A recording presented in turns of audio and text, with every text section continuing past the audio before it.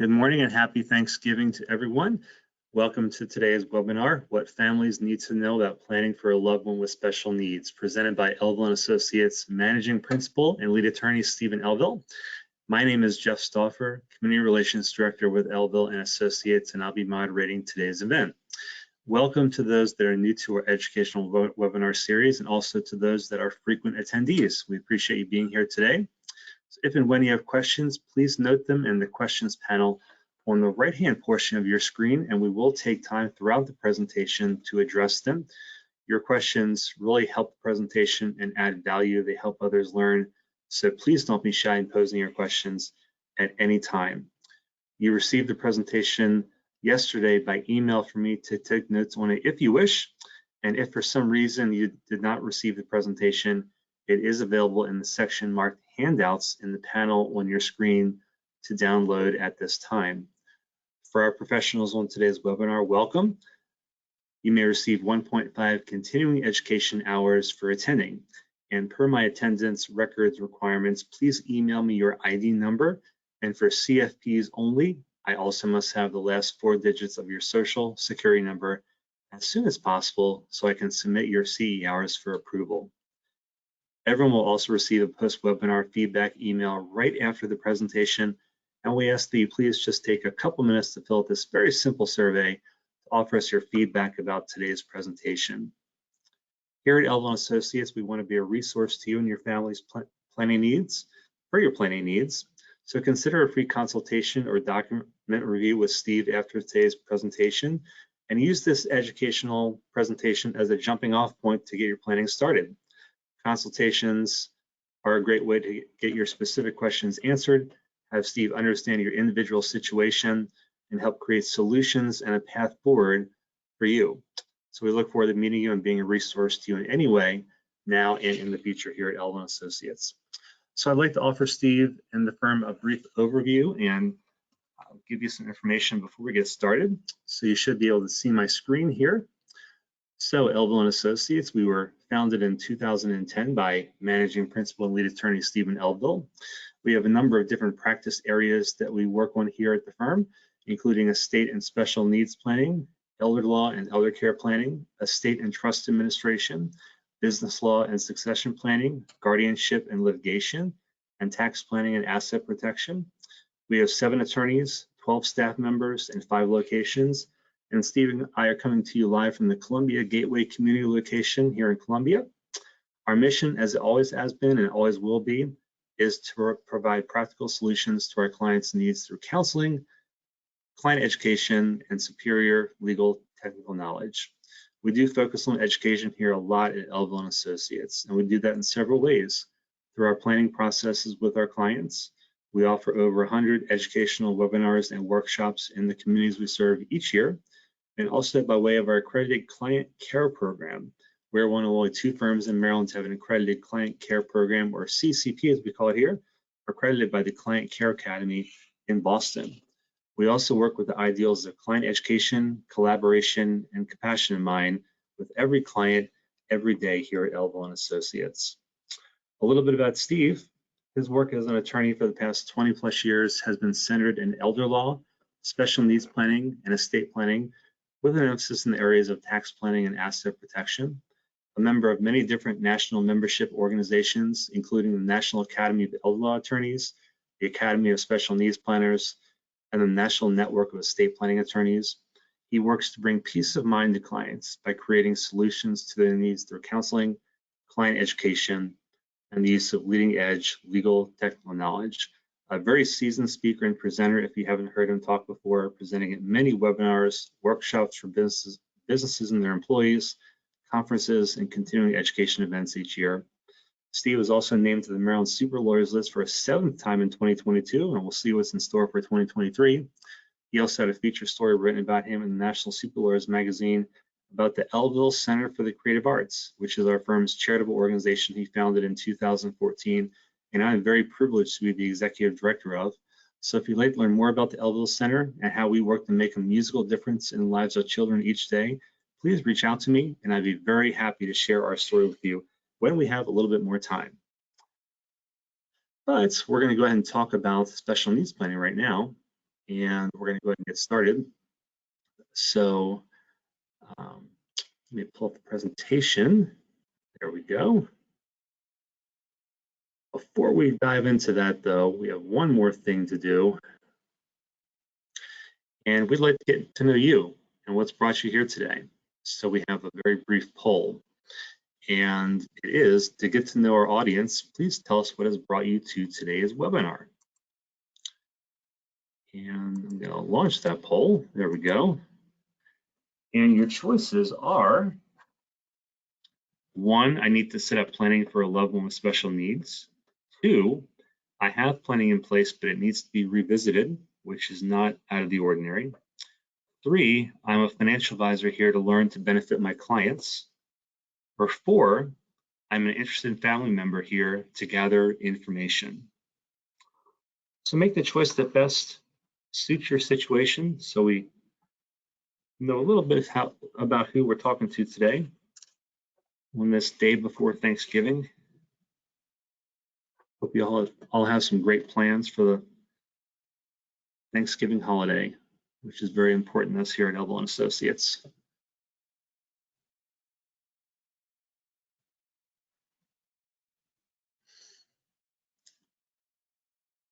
And everybody's been very quick to vote. So we have 38% that say I need to set up planning for a loved one with special needs. 23% say I have planning in place, but it needs to be revisited. 14% now say I'm a financial advisor here to learn to better serve my clients. And 29% say I'm an interested family member here to gather information. So welcome everybody, and I'll turn the reins over to Steve as I close out this poll. Thank you, Jeff, for that warm, wonderful introduction. Thank you for that wonderful work. And thank you, and good morning, everyone. I am just privileged to be here with you today on this day before Thanksgiving.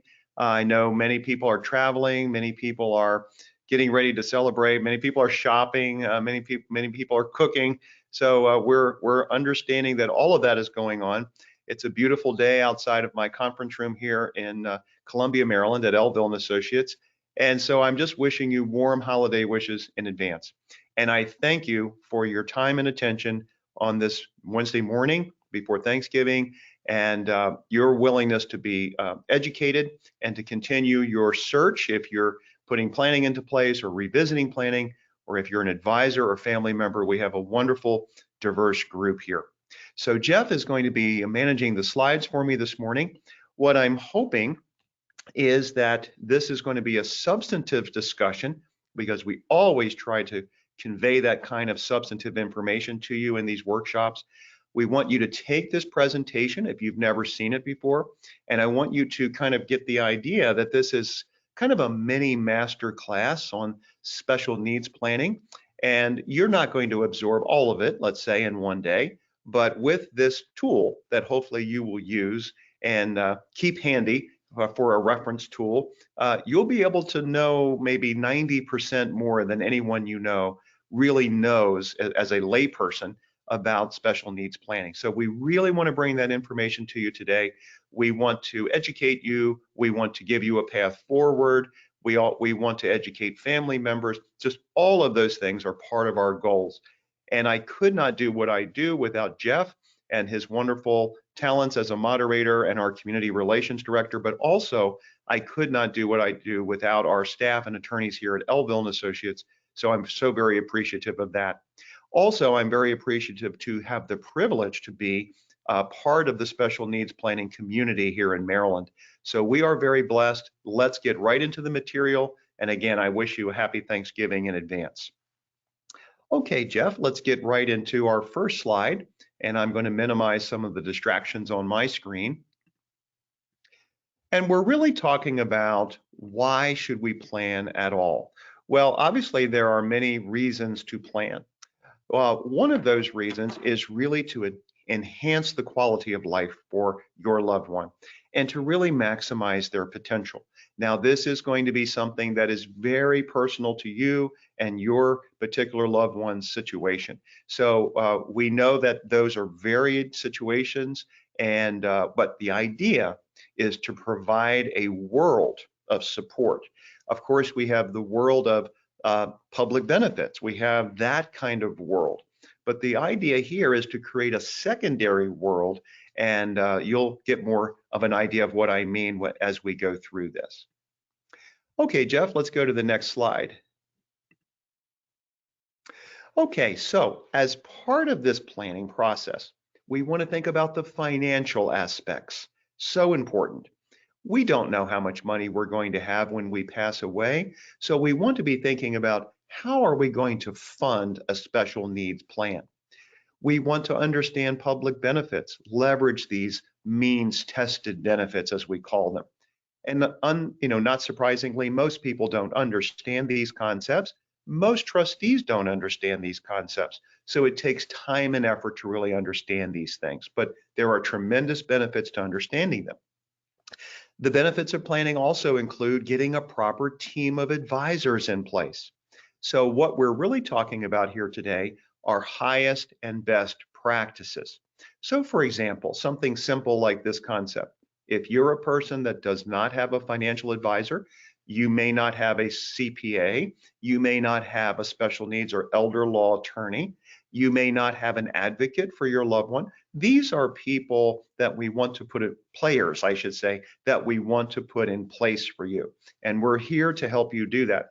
This advisory team might include a life insurance person, a person who is an expert in life insurance, and we'll talk more about that.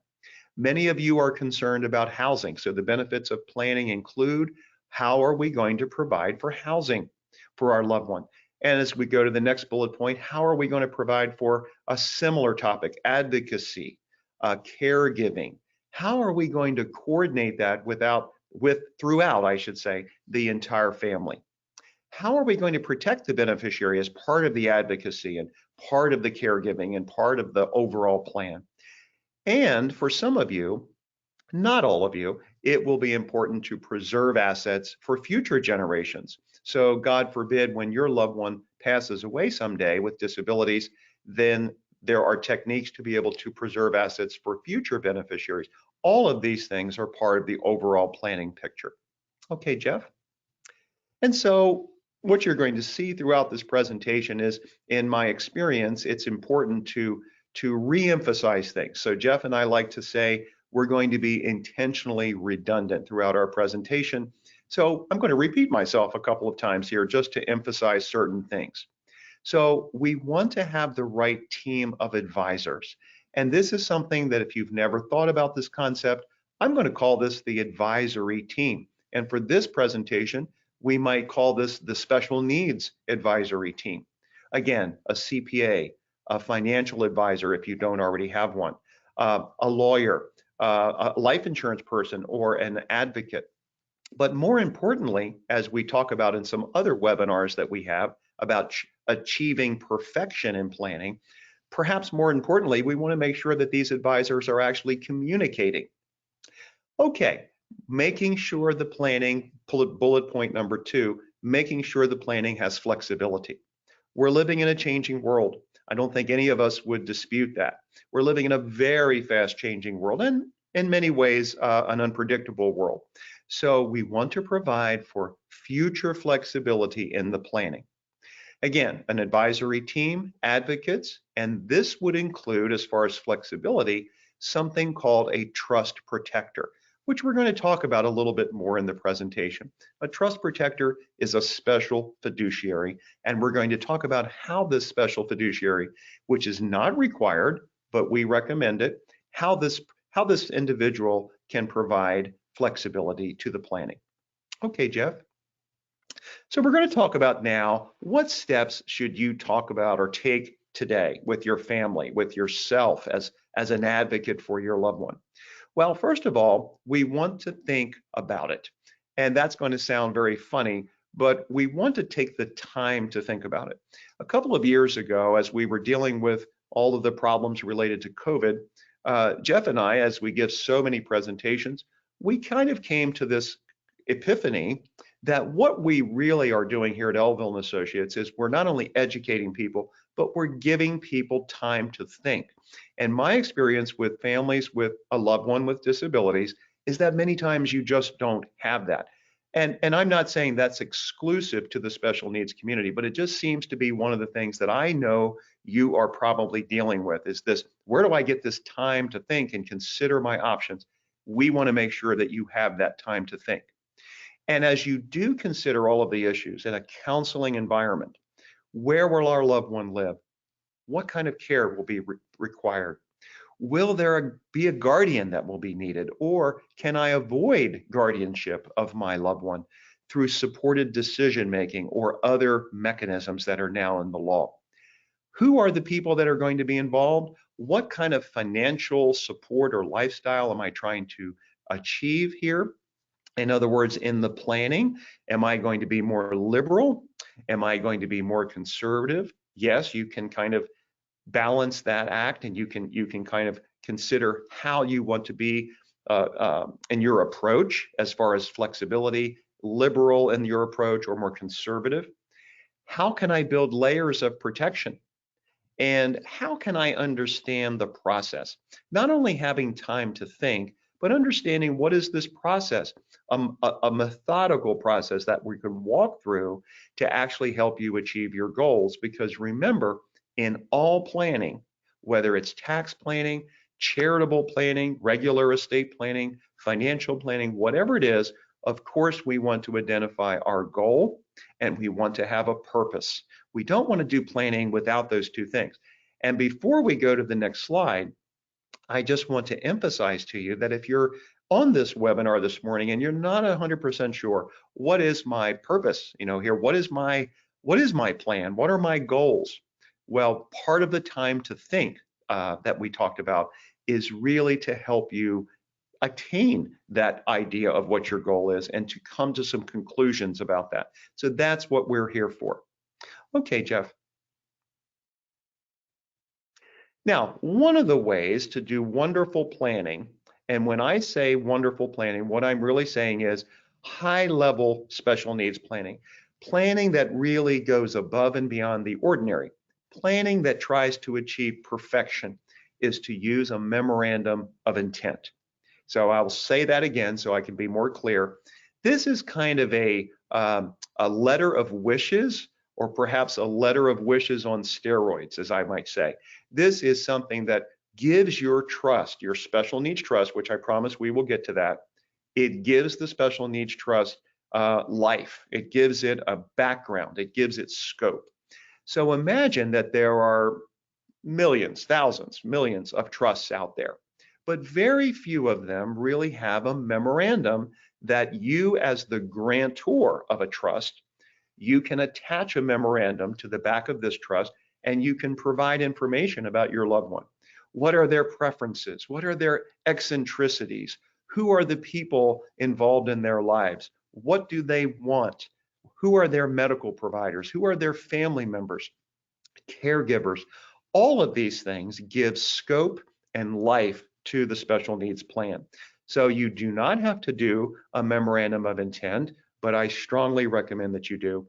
And Jeff and I can give you some ideas. Elville and Associates can provide you with a memorandum of intent template that you can use to either create your own, or you can use the one that we have, and you can keep it updated. If you keep this memorandum on a computer-based program, you can always update it every 5 years or so as the years go by. So strongly recommend that you consider the time and effort, because it does take work, to create a memorandum of intent.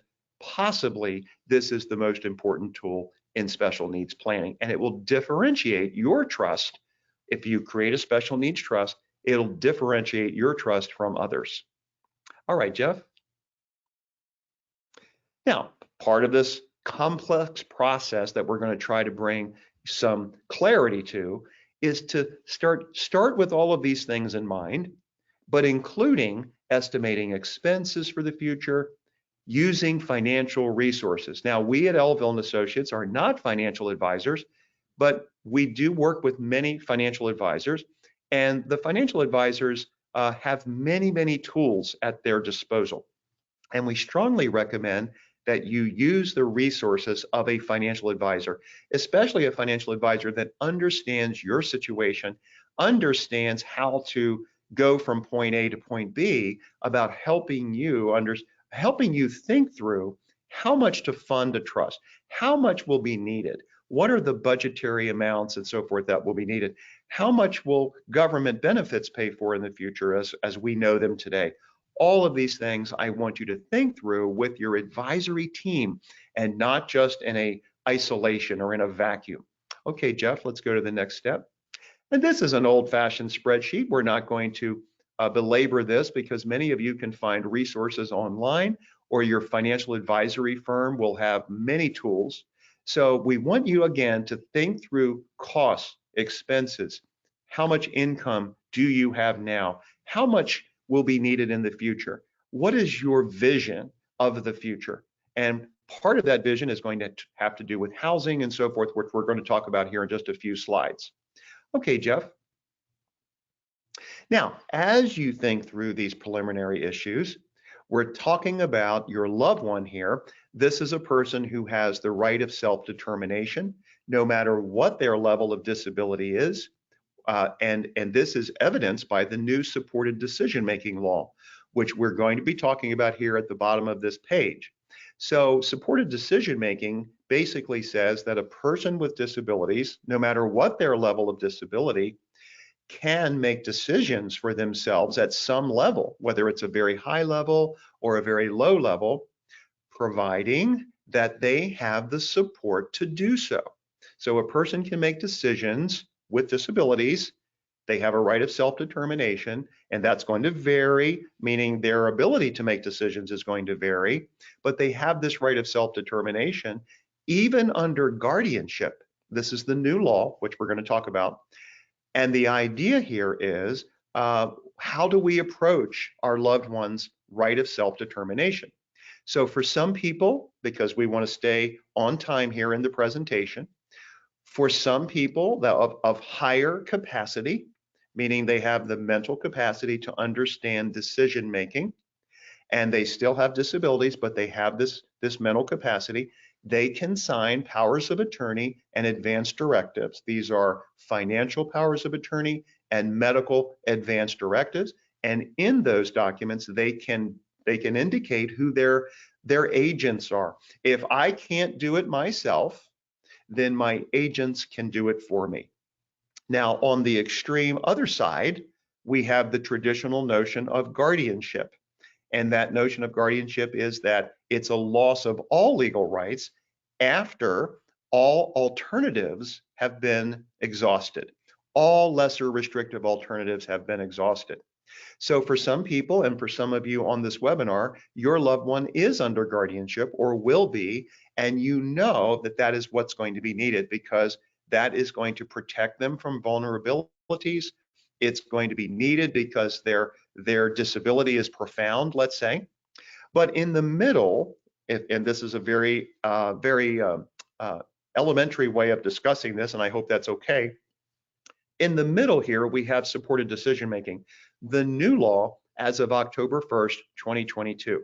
So supported decision making says, well, I may have agents under a power of attorney document or an advance directive, but I can also have a supported decision maker who can help me make my own decisions. These powers of attorney are really if I can't make my own decisions, but if I can make them, I'm going to make my own decisions with support for the supported decision-making concept. But if I'm a disabled person on this side and I need a guardianship, well, I can still, under Maryland law, still have a supported decision maker, even under guardianship. So this supported decision making, as I say, it pivots in different directions. It can go this direction, it can go this direction. And this is a separate subject for another day. But the point of this slide is we want to deal with the idea and the issue of our loved one's capacity or incapacity as it relates to their ability to be able to make decisions for themselves and to whatever extent they can, or whether they can't make most of the decisions and they're vulnerable and they need guardianship. So for those of you who have not heard of supported decision making, we do have a separate webinar for that, and we'll be giving other webinars in the future. And we have written articles about it that Jeff can provide to you. But I want you, for today's purposes, to be thinking about this continuum from capacity and the ability to execute powers of attorney all the way over to no capacity to execute these kinds of documents. However, under the new law, persons with disabilities will be given the opportunity and the right to exercise their self-determination more so than ever, even to the extent of avoiding guardianship by being able to appoint a supported decision maker. So if those concepts are very complex and they're not really sinking in right now, don't worry about it. It takes a little bit of time to get your mind around this. But the point of this slide is that we need to address this issue as part of special needs planning. Okay, Jeff, let's go to the next slide. Okay, and we're now going to launch into the discussion of understanding public benefits. At this point, Jeff, are there any questions that I should stop and try to answer? Thanks, Steve. No questions as of yet. Very good. All right. Well, thank you again. We're going to continue on. So in this slide, what we're trying to do literally at a glance is get a grip on what are the public benefits. What is this discussion of public benefits? Well, many of you are aware on this webinar that there is a benefit called SSI, Supplemental Security Income. And as we look to the left side of this slide, we see that SSI is what I would call the quintessential definition of disability for purpose of public benefits. And as much as we don't like it, we still have a $2,000 resource limit for those who receive means tested benefits. Generally speaking, this is the baseline. This is the benchmark of whether a person has too much money or they are under scale and therefore eligible for means tested benefits. So if we look at this and just try to get through this slide, we know that a person who receives SSI, and who is that? These are mostly individuals who are 18 years of age or older, who are disabled. It is possible for a person who is younger than 18 to receive SSI, but those are mainly for impoverished households. So for those non-impoverished households, it's when the person is 18 or over, and SSI is a fixed amount per month. In some states, there are supplements for the SSI, but as a result of receiving SSI, the person receives medical assistance. That's what Medicaid is called in Maryland. So a quintessential disabled person is on SSI and medical assistance. Now, that means that they are entitled to waiver programs and other means tested type benefits. And many of you, your loved one is in a waiver program. Now, if we go to the middle here, we see that a person could be on Social Security disability. And for those of you who have something to write with, this is going to be somewhat confusing. I'll get through it as quickly as I can. A person could receive Social Security disability on their own work record, and we are aware of that. And Social Security disability is not in and of itself, it is not means tested. But in the special needs context, if a person is disabled prior to age 22, they are considered to be a disabled adult child. So let's say, and many of you are aware of this, but some of you are not, and this is going to be a great epiphany for you. So a person who is disabled prior to age 22 and does not have their own work record, that person falls now into this middle category when their parent retires or dies. So a person who is disabled prior to 22 will be able to receive Social Security disability, not on their own work record if they don't have one, but under the parent's work record when they retire. And as you will see in a future slide here, that person will receive 50% of the amount of their parent's Social Security amount. So that person will go from SSI and transition as a disabled adult child, will transition into the middle category. And there are many, many people who are disabled that are in this middle category. And as you have your pen and your writing, make sure you say, well, SSDI is not means tested, but the person who has transitioned into the middle category as a disabled adult child that person will now receive Medicare after a certain number of months. So the person was receiving SSI and Medicaid, but now they're receiving SSDI, Medicare, and Medicaid.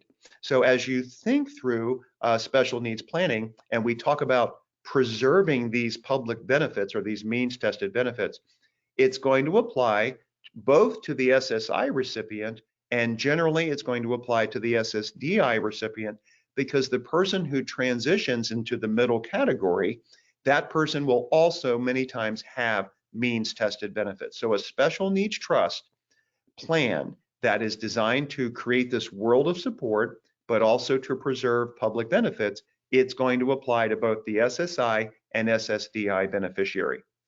Now, remember, there are some people that are disabled, many people who are very hardworking. They are working, they have their own work record. So it's not always the case that they're going to qualify as a disabled adult child under their own work record. But the purpose of this slide is to start to get you to think about these public benefits. And I would recommend that you read a couple of books about it. One of the books I would recommend by a friend of mine who is in the San Francisco area, his name is Kevin Urbash, U-R-B-A-T-S-C-H, U-R-B-A-T-S-C-H, Kevin Urbash. He wrote a book called How to Administer the California Special Needs Trust. Now, because most of us don't live in California, don't be put off by that title. It's a wonderful book. It's just that he lives in California and he wrote it. It's a great book that is rather thick, but the print is big, and it will allow you to think through, and even better, have your trustee read books like this so they will understand or begin to understand public benefits.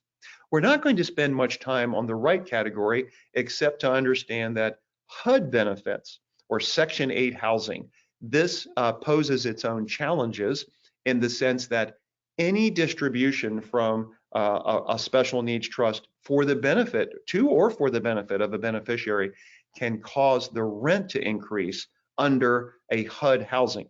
So if your loved one lives in HUD housing, please don't panic, but it is an issue and it's something that we need to understand. Sometimes a Maryland ABLE account, which is beyond today's discussion, sometimes the use of a Maryland ABLE account can be very critical when we're dealing with HUD, because it helps us be able to get around some of those onerous HUD rules and still get money out to the beneficiary.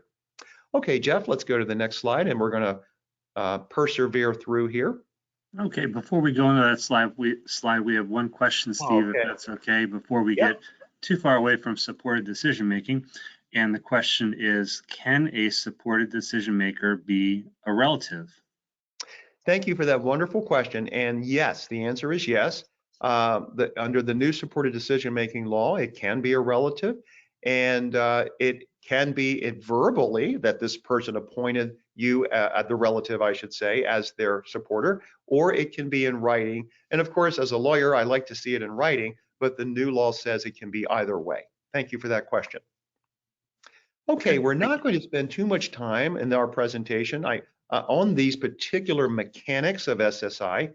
But I want you to have this as a reference tool, right? Because many of you will be applying for SSI, or you already have, and your child is already, or your loved one is already receiving SSI. So Jeff, let's go through these slides. This is a definition of disability and substantial gainful activity. Many of you are aware that the countable resource test is still $2,000, even though there's legislative talk or even legislation to raise this. And you'll see that it's $3,000 for a couple. We don't see that very often, but we do see it. And I've seen it many times where a couple that has limited resources will get SSI for both spouses. But notice that even a person with a SSI, which is really restrictive, right? The means tested benefit rules and the countable resources rules are very strict. Notice that this person can still own a home of any value. Now, maybe they shouldn't own a home in their own name, but they can own a home in their own name. They could own an automobile. Maybe they shouldn't be driving, but they are allowed to own an automobile and these other items here, and it would not disqualify them from SSI. So just know that there's the resource test, but some resources are not counted. Okay, Jeff. And what do you get with SSI? Many of you are aware of this. The current benefit in 2022 is $841, and of course that will go up in 2023.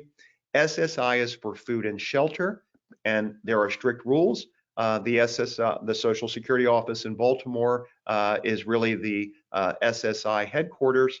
And Jeff, we'll go to the next slide now just to keep going through these.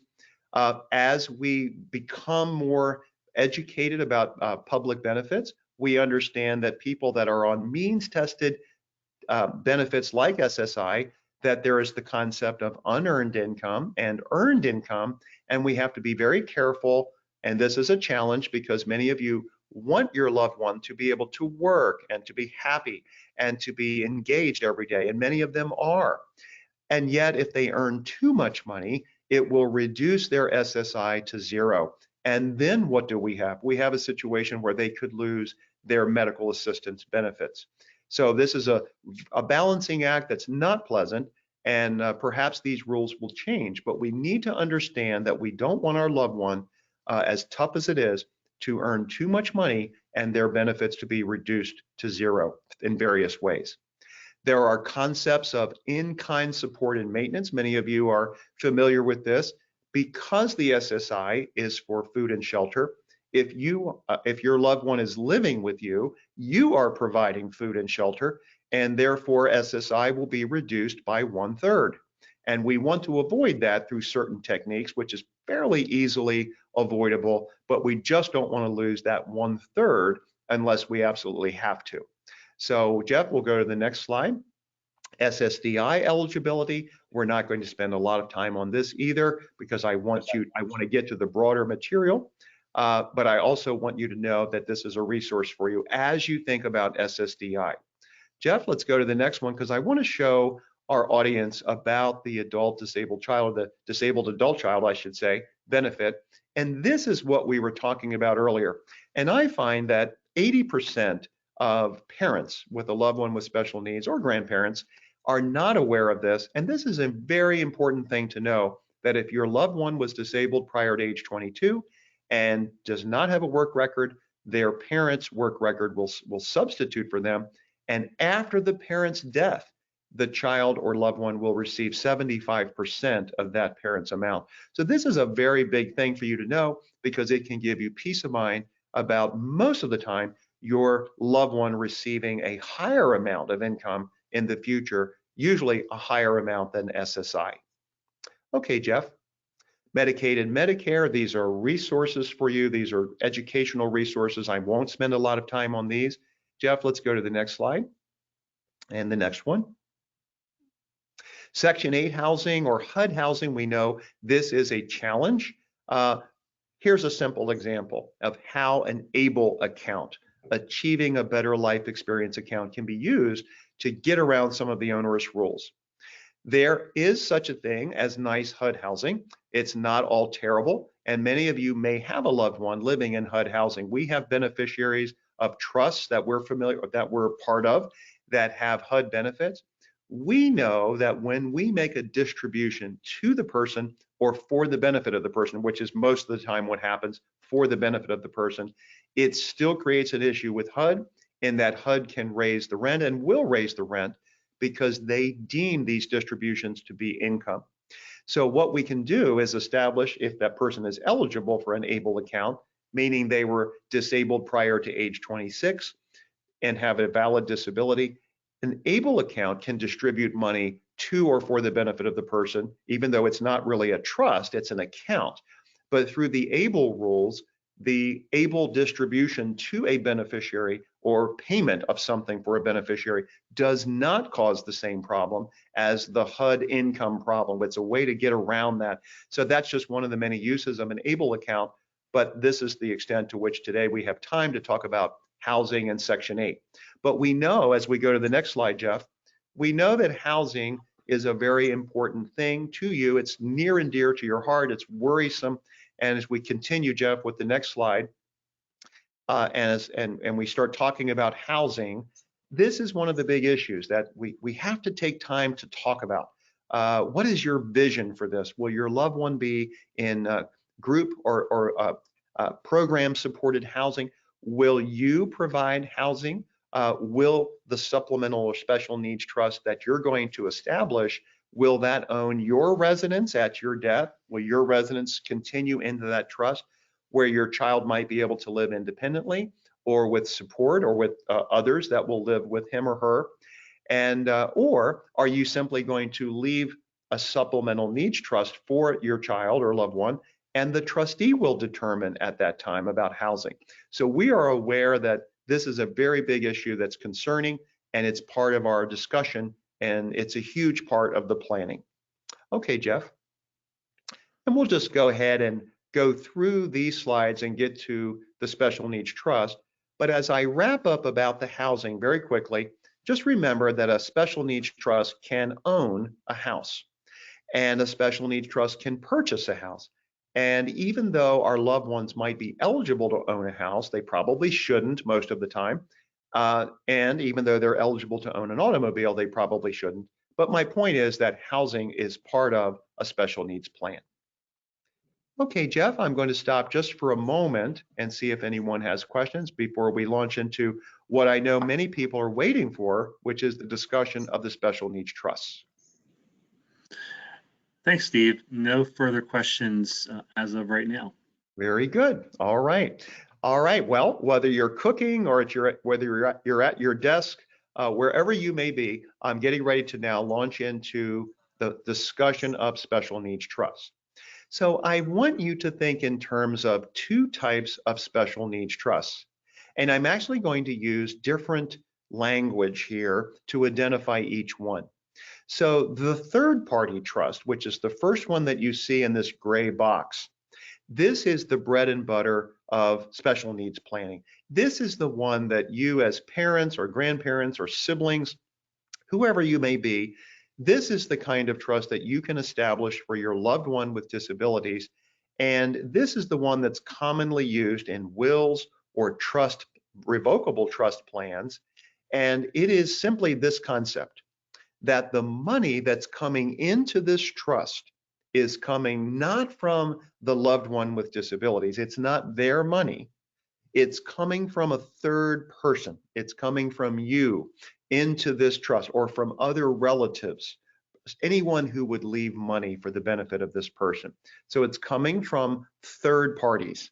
So we call this a third party supplemental needs trust. That's the technical term for it. It's a mouthful. A third party supplemental needs trust. And as you read from left to right, anyone can establish this trust except the beneficiary. And this trust is really designed to hold the money of a third person. And upon the death of the beneficiary, many years from now, hopefully, the trust funds would be distributed according to the wishes of the grantor. So in other words, there's no payback to the state of Maryland. So there's two types of trusts. The third party trust, which is the one I'm just describing, and then of course, very non-scientific, a first party trust. And the first party trust comes in at least two varieties. There is the D4A trust. And again, if you're writing, this is found in the federal law, 42 USC, the United States Code, 42 USC 1396, 42 USC 1396, D4A. I apologize, 1396P, 1396P, D4A. Now that is a federal law reference from which all special needs trusts like this spring. Now, what's the difference? Well, this kind of trust, as you read from left to right, this trust is established not by the beneficiary per se, although a new law in the Obama era does allow a high-functioning person with disabilities to establish their own first-party trust. Generally, in many cases, I shouldn't say generally, but in many cases, it's a parent, grandparent, or a court, or a guardian. But it should not be understated that a person can actually establish their own first-party trust. But it is for their money. So a person has received a settlement. Let's say, God forbid, they were injured in an accident or in a surgery. This person receives a settlement. They have to be under age 65, and the money can be placed in this trust, or they've received an inheritance they're not supposed to receive, and it's knocked them off of benefits. So my point is that we use these trusts and they're very important, but there is a payback to the state of Maryland at the time of the beneficiary's death. A D4C trust is a trust that many of you are familiar with. There are trust companies that are basically nonprofit organizations, such as the ARC of Northern Virginia. And this is a pooled trust. This is a trust where it's a little bit lower cost, perhaps, or maybe the amount that needs to go into the trust is not that much. Maybe the person has 30 or 40 or 50 or $70,000 that they're not supposed to have, and the family doesn't want to create a D4A trust. So this can be used for purposes that have to do with special circumstances. So these are first party trusts, and as you see, there is a payback to the state. No matter what state your loved one lives in, there would be a payback to the state. So we have third party trusts and we have first party trusts. What we're going to focus on today for your purposes is the third party trust, which again is the bread and butter of special needs planning. Okay, Jeff, let's go to the next slide. And as I mentioned, and we're being redundant here on purpose, the third party trust provides instructions. It can be very flexible. It's a wonderful tool to build this world of support for your loved one. And it's called a third party trust, as this slide mentions, because it is money from a third party that's coming straight to the trust. It does not go to your loved one. It goes straight to that trust, and therefore it protects your loved one, meaning they would not lose their benefits, and it's not considered unavailable resources to public benefit agencies. It also would provide for protection against fraud, abuse, and so forth. Okay, Jeff. Now, notwithstanding these trust arrangements, there are times when clients or potential clients, they do things that cause mistakes. Jeff and I are doing a workshop upcoming in December for a firm that has asked us to present on the 10 major mistakes that people make in special needs planning. And unfortunately, that is not a hard workshop for me to prepare for, because I have seen so many mistakes in special needs planning. So these are just a few, and we want to avoid these. And some of this will make sense right away to you, hopefully. Let's say that someone doesn't plan for special needs and just simply leaves an outright inheritance to their loved one. Well, the problem with that is it's going to cause a loss of benefits, and it's going to cause that person to lose their waiver benefits and other benefits. And as you can imagine, it's just a disaster. Now, what if a person does planning, and this is very sad actually, but I do see this. What if a person in good faith does the proper planning? They think it's the proper type of planning, but in reality, the planning that they did was actually incorrect. The law firm they were dealing with was not really cognizant of the special needs laws and approaches, and the trust itself is a disqualifying trust. It's a trust that actually causes the person to be disqualified. These kinds of things can actually happen. Some people will resort to, well, I'm just not going to leave any money for my loved one. I'm just going to disinherit them and leave the money to someone else who will provide for them. Well, at first that might make sense, but when you think about it from the legal side of the fence, it just doesn't make any sense, and here's why. What if someone disinherited their loved one with disabilities, left the money to another loved one who they're pretty confident will take care of this person? There's no question about it. But now that loved one either has creditors, their life has changed, and the creditors are able to get the money because it's in their own name. What if that person dies? They died with that money in their own name, and now it went through their estate, let's say, and by operation of law, it ends up in the estate of someone else or in the possession of someone else who has no obligation to use it for the loved one with disabilities. What if the person that we are depending on, heaven forbid, doesn't want to do it anymore? I have met many special needs families, and the vast majority of the time, the family is all on board. This is a cohesive unit. All of the other siblings are just amazing people. They are on board. And then there are times when there are amazing people in the family, but they just are not the kind of person that is going to be willing to take on the responsibility. What if they have their own family? What if they live 7 states away and they're just not going to be able to, or what if they live overseas? So these are problems logistically that we have to remember we need flexibility for. What if the person who was going to take care and is taking care of the loved one, what if they get a divorce? And what if they inadvertently have made this money joint with their divorcing spouse? So in these terrible situations, money could be lost. So we really, really don't want to make these mistakes. We want to start from this high level approach that we've been talking about now for almost 40 minutes, 40 or 50 minutes, and we don't want to fall into these traps. Okay, Jeff, let's keep going. And as a reminder now, remember the third party trust is where most of us are going to start from our starting point of special needs planning.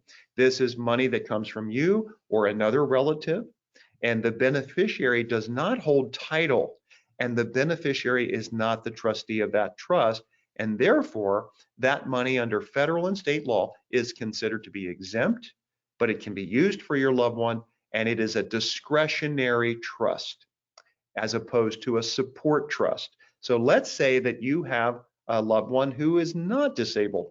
This person's very healthy, and yet you were going to leave them a trust.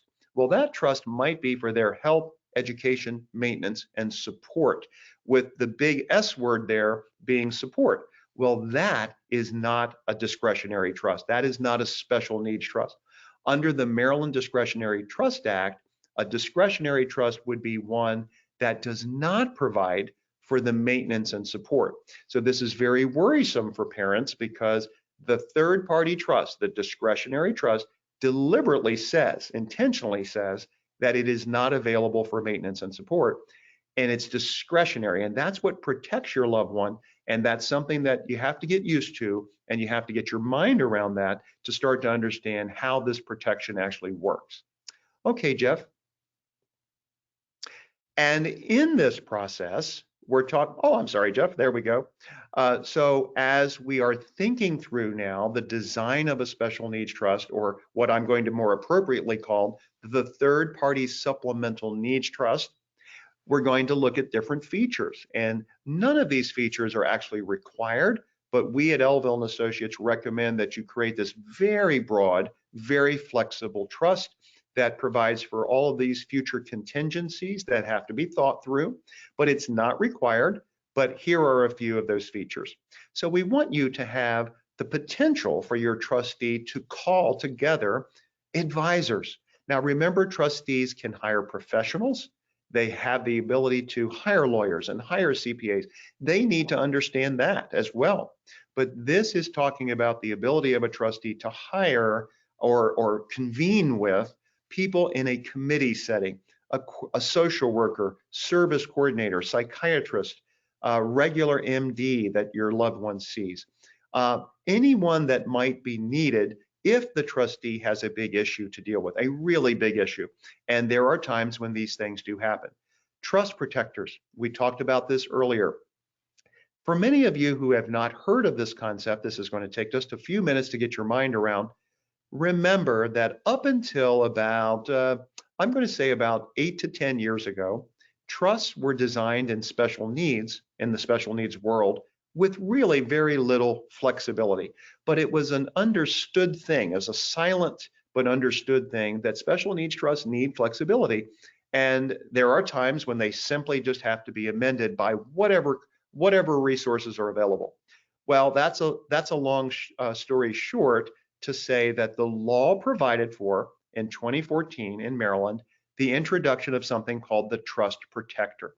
And the trust protector, in my view, is one of the most powerful tools for you as parents, grandparents, and others to establish a special needs trust with peace of mind. Because a trust protector is a special fiduciary that you give certain powers to. And this is going to take a little bit to get used to. You don't have to do it, but we strongly recommend giving the trust protector the power to remove and replace trustees. Give them the power to be able to amend the trust if the trust needs to be modified. The laws were changing. Congress changes things. Tax provisions change.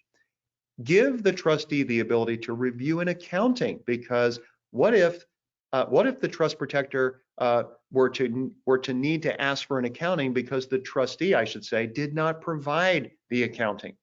To provide just basic flexibility in the trust. This is what we're really talking about, because in the years following your passing, when the special needs trust is in place, remember how many years in the future this could be, and what are the circumstances that could change. This gives the trust flexibility and gives you peace of mind.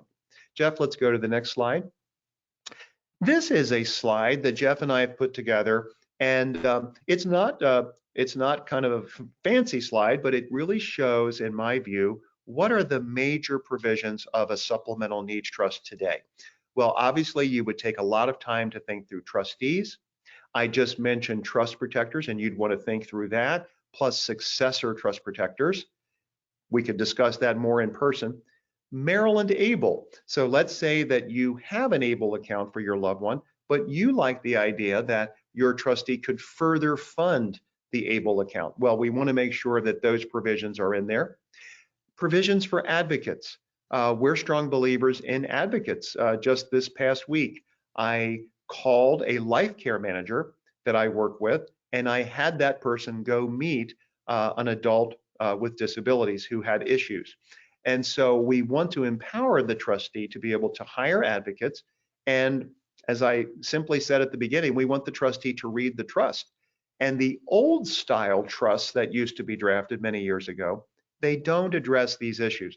So the modern trust says to the trustee, listen, you can hire professionals. You don't have to do every single thing yourself, which I know is important to many of you on this call. You can hire professionals. You can hire an advocate to do an assessment, to make sure my loved one is being taken care of, to take their vital signs, to make sure that they're eating well, to make sure they have resources and transportation. So trustees can engage in these kinds of delegations. We talked about the memorandum of intent. So we want to make sure that if you're feeling up to it and you want to put the time and effort, which most parents and grandparents do, we want you to craft a memorandum of intent. We talked about the trust advisory committee, that the provisions would be in the trust unless you don't want them to be in there. And then lastly here, we want to make sure that the trust is optimized to receive retirement plan benefits. So many of you are saving for retirement, and some of your biggest assets are in IRAs and 401ks. Well, for those of you who are not familiar with this, in 2020, the Secure Act, S-E-C-U-R-E, the Secure Act in all caps came out. And the Secure Act, to make a long story short, it expanded the ability of Americans to save for retirement. So that was a wonderful thing. But on the back end of the Secure Act, it hit people in America very hard for taxation of retirement plan benefits. So at this point, 2 years later, you've probably heard that if you're healthy and well and you receive an IRA when someone dies, except for spouses, you are going to only have 10 years to take that money out and pay all the tax. Well, the good news is that it does not apply, that Secure Act does not apply to supplemental needs trusts, and it does not apply to beneficiaries of supplemental needs trusts who are disabled persons or chronically ill persons. So this trust can be optimized to make sure that your loved one with disabilities remains eligible, called an eligible designated beneficiary, a person who can receive retirement assets through their trust without having this 10-year acceleration of income tax. So in other words, your loved one with disabilities is exempt from the Secure Act, and they can stretch out through their special needs trust, through their supplemental needs trust. They can stretch out retirement plan benefits like all people could 2 years ago, but now only a select handful of people can do that, and your loved one with disabilities can do that. Okay, Jeff. Jeff has found some photos here of people that are extraordinary. These are trustees that do all of these things in these concentric circles very well. They understand advocacy. They always act in the best interest of the beneficiary. They are accountable. They keep accounts. They invest the money wisely through professionals. They don't try to do it themselves.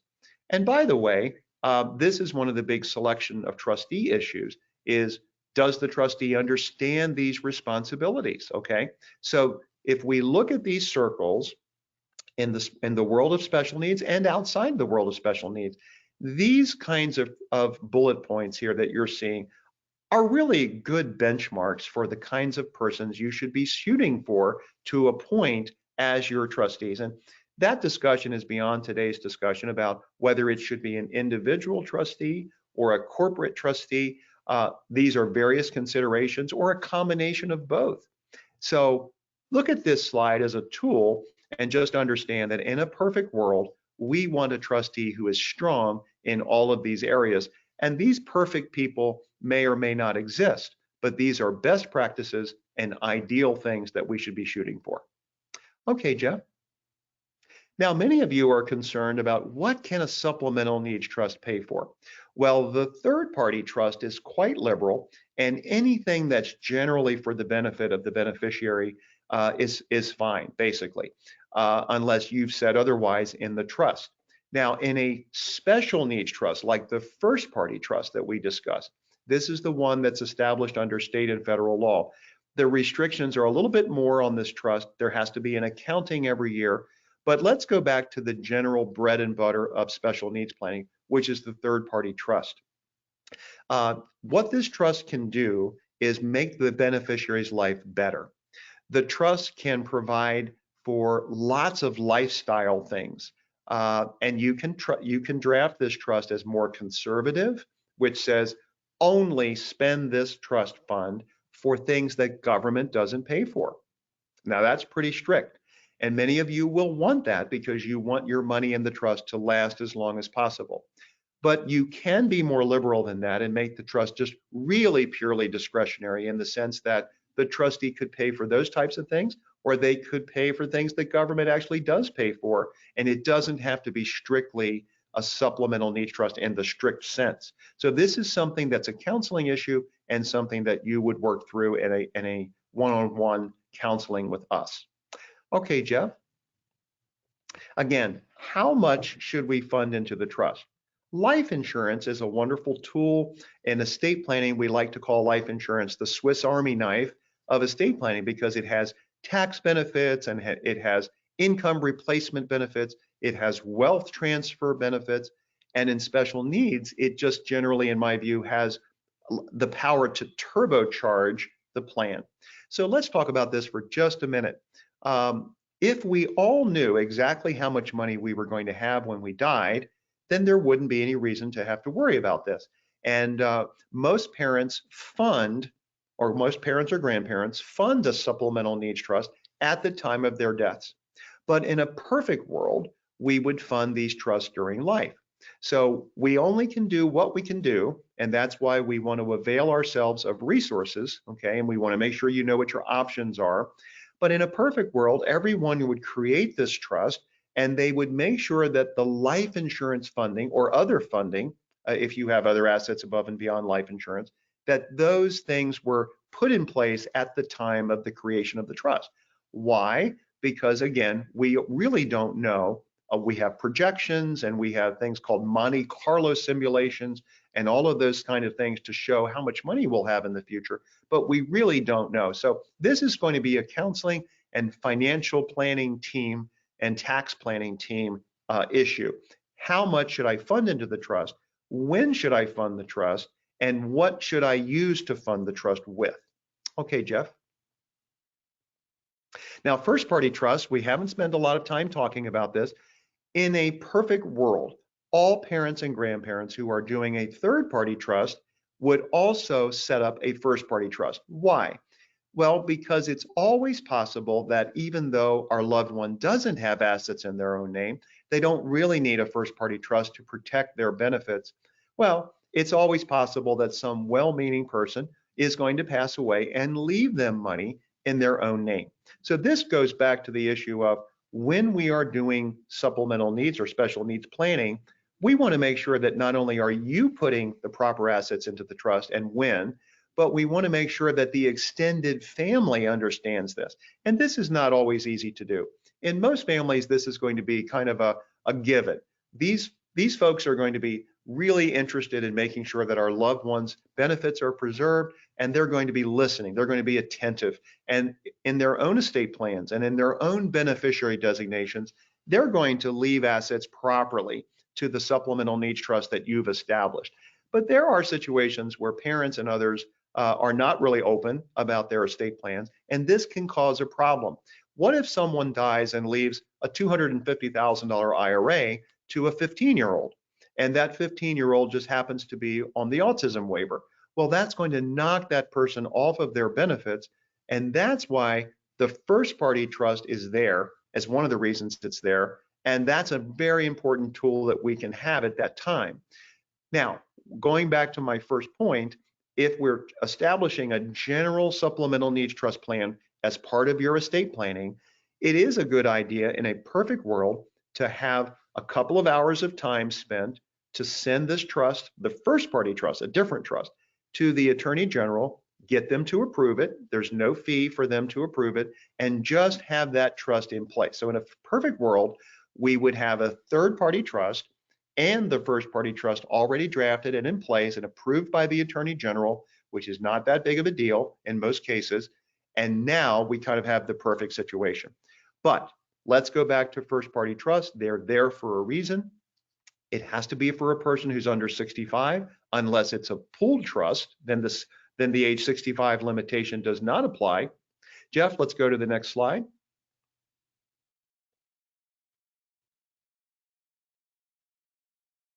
And again, as I mentioned earlier, this is for a person who may have received an injury award or they've received an inheritance. A minor child has received something they're not supposed to. So this is, again, a fail-safe mechanism in regular special needs planning, but it is a tool in broader special needs planning in certain circumstances. Okay, Jeff. Now, as we start to wind down in our presentation, and you've been very, very good.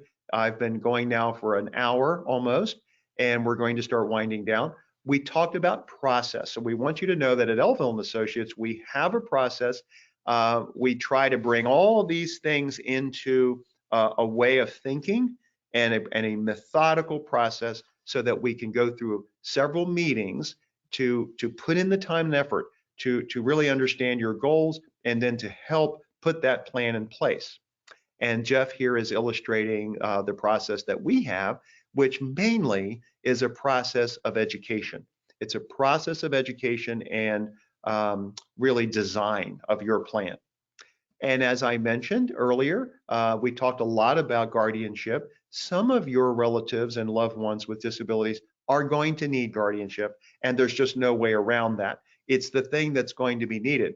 However, we now have supported decision making, which is not going to be a complete loss of rights under guardianship, because even a person under guardianship could appoint a supporting decision maker. So as we go through these slides, just be aware that as part, again, of a supplemental needs or special needs plan, Jeff, we can go to the next one.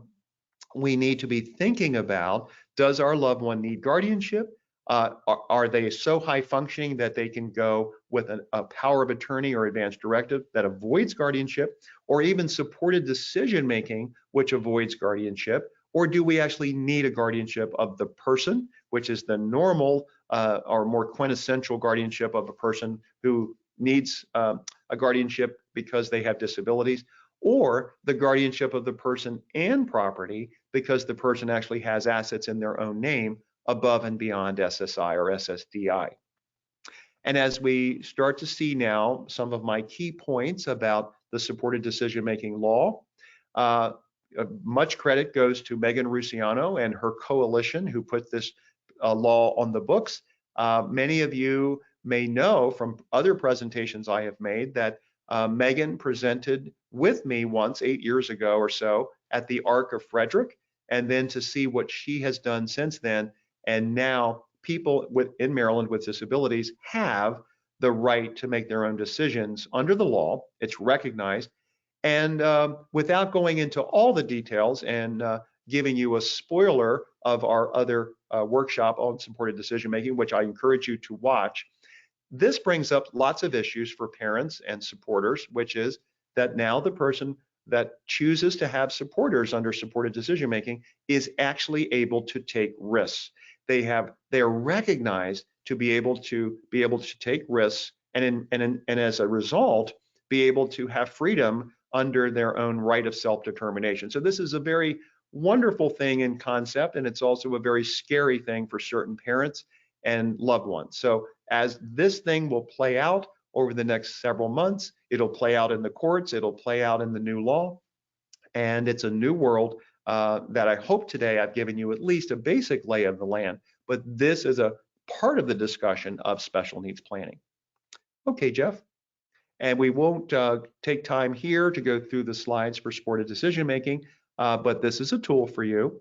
And as we go now to the next slide, Jeff, past this one, we want you to be able to not only be educated about this, but to have a path forward for continuing education. And that's what we do here at our firm. We want you to create that memorandum of intent. So Jeff and I are happy to send that to you so you can get started on that.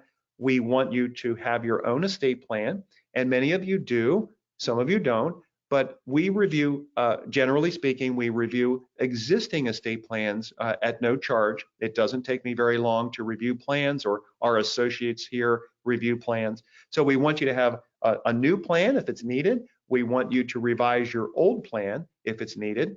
And of course, we want you to establish a special needs or supplemental needs trust. We want you to use financial advisory and CPA resources. We want to kind of have that best practices approach. We want to make sure we've optimized that special needs trust for retirement plans, all of those things. Jeff, let's keep going. We want you to understand public benefits. We want your trustees to be educated. So that's a key thing that I didn't really focus on too much. We not only want you to be educated, we want your fiduciaries, your trusted family members and others who will act in certain capacities. We want them to be educated as well. That's a key thing. We want you to start thinking about advocates. And of course, this all fits together as part of a cohesive plan that includes extended family understanding. In a perfect world, they would understand what you're doing. Okay, Jeff. And as we wind up today and we're winding up on time and leave time for questions, I appreciate you so much being here. We want you to come in. We don't charge for consultations to talk about planning. We don't charge to review existing documents, generally speaking. We want you to complete a questionnaire. So our staff will send you a planning questionnaire, and this is the beginning of the process of your participation with us as we educate you and you help educate us about yourself. We want you to have no fear about this. This is a difficult thing to talk about. It's strange to talk to people you've never met in person, perhaps, and give them information about you. It's really different, and we just encourage you to not have that fear, because there is nothing to fear. Everything that you say to us is confidential in that kind of meeting. And we have wonderful facilities here at Elville and Associates. We have 4 different conference rooms, and all of them are equipped with very modern technology. We want you to bring your existing estate planning documents. I mentioned that. We want you to have an advisory team. And if you do already have an advisory team, we would like to meet them. We would like to have communication with them and give you our thoughts about how to use your advisory team to achieve perfection. And we want you to bring a list of questions that you may have. We love it when you bring questions, and today we'll answer questions, but if you want to bring a list of questions, we love to answer questions and be there for you. And as Jeff and I mentioned, Elville and Associates wants to give you time to think, to decide what is important, and to have time to be counseled and make important decisions. So with that, I am going to turn it back over to Jeff. And Jeff, I think that we also have Maryland Able slides that we can send folks if they're interested. but I just thank everyone for their time and attention, and I wish you a very happy Thanksgiving. And I hope you walk away from this with substantive things that you can use for your decisions. Thank you, Jeff, and thank you, everyone. Thanks very much, Steve. As always, really great information and education shared here this morning to our attendees. I never get tired of listening to this presentation. So we do have a few questions. And so now to our attendees, now would be your time to get those final questions in to Steve so he can go ahead and give you some feedback on them. And I'll say before we end here that I would send out a substantive follow-up email for all of our attendees about our webinars. And this typically is the one that has the most information. So I'll be sending out the video, the information about the memorandum or letter of intent, information about supported decision-making that Steve alluded to, information about the Kevin Urbash book, information about what a special needs trust can pay for, and probably a couple of things that I might be missing here, but a lot of information coming your way to further assist you and guide you. So look for that email soon. So questions. First one is, they're coming in, so I'm losing my place here. Okay, first one. You mentioned earlier, why should they not own a home or car, and why did you mention that? Thank you. So I mentioned that only to say that not all, but many persons with disabilities are vulnerable. I use that word very loosely, very broadly. But I think most people parents would understand what I'm saying there, that if a person is vulnerable and actually is so disabled that they arguably need a supplemental needs trust, then most of the time they shouldn't own real estate or an automobile necessarily in their own name because of their vulnerabilities. And it's a broad topic, but to be able to make sure that they are not subject to undue influence, fraud, or predators. Okay, thank you. Next question is, should the life insurance be applied for after the trust is created? And are there any problems transferring existing life insurance to the trust? That's a great question. So not legal advice here, but a very general answer that's pretty common knowledge about these kinds of situations is that with an existing life insurance policy, we can transfer that to a special needs trust. And now that, and this is a broader topic, but now that the estate tax exemptions are so high, we have a $12,060,000 exemption for each person, plus a $5 million Maryland exemption. For many clients, the inclusion of life insurance as part of their gross estate for estate tax purposes is not an issue. So the trust does not necessarily have to own the life insurance as we might have done in years past, because if the trust owns life insurance, existing life insurance, then there's a 3-year rule that excludes the value of the trust of the life insurance, I should say, from the person's estate. But if estate tax is not an issue because the person has less than $10 million for Maryland or less than $24 million for federal, basically, then the life insurance could just exist and be beneficiary designated to the trust.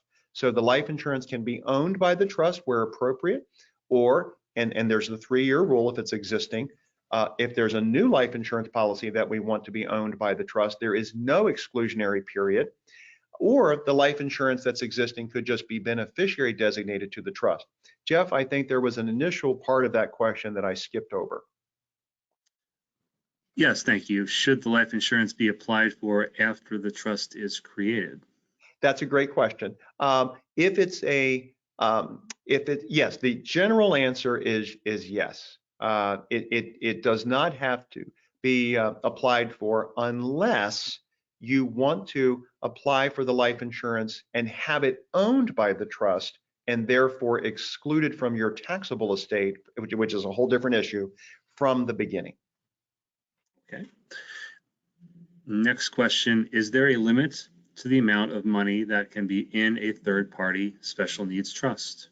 That's a great question. Thank you. There's no limit. It can have any amount of money in there. and it is not considered to be the resources of the loved one with disabilities. Okay.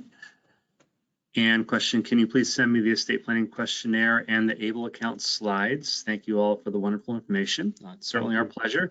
So the ABLE account slides, ABLE information, it is on the back of this presentation, and I will include, as I always do, the presentation again in my follow-up message to everybody. We'd like to thank Kelly Nelson of Maryland ABLE for allowing us to use her slides in our presentation. And as an aside, January 11th, Kelly Nelson will be coming back again for her semi-annual presentation with us on all things Maryland ABLE. So we hope that you'll be able to join us for that. As always, great presentation that Kelly Nelson, outreach coordinator with Maryland ABLE, offers. Always well worth the time to listen to her and the information that she shares. So I will send that presentation again, and also a link to our questionnaire as well. So thank you for that reminder, and I'll go ahead and take care of that. Next question is, what effect on a third-party special needs trust if the beneficiary earns enough to lose SSI?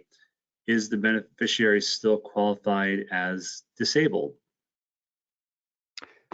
Yes, thank you for that. So everything is situational, and there's a lot of facts there, a lot of factual information there.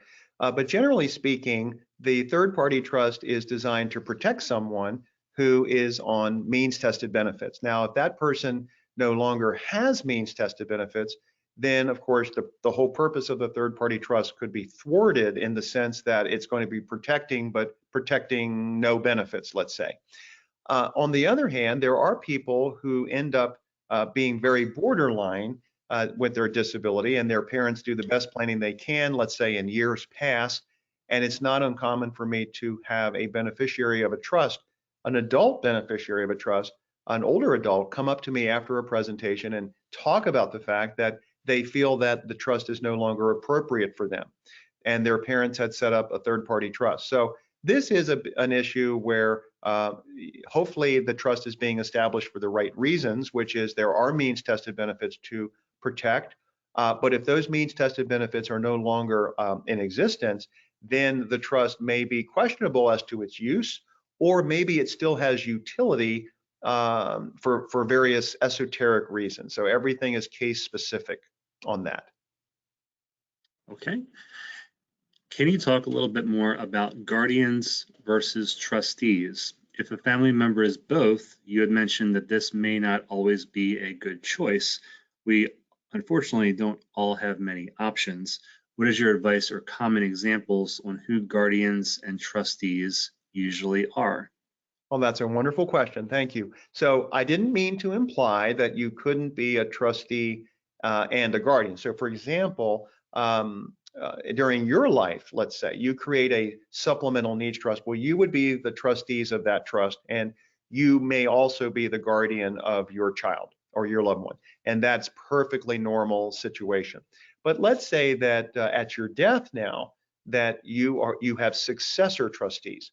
And we also, in good estate planning and special needs, we would also say in our wills, we would also say, well, my adult child, who is also my ward under a guardianship, this person is going to have guardians after me. So we would, in a perfect world, name those guardians in our will.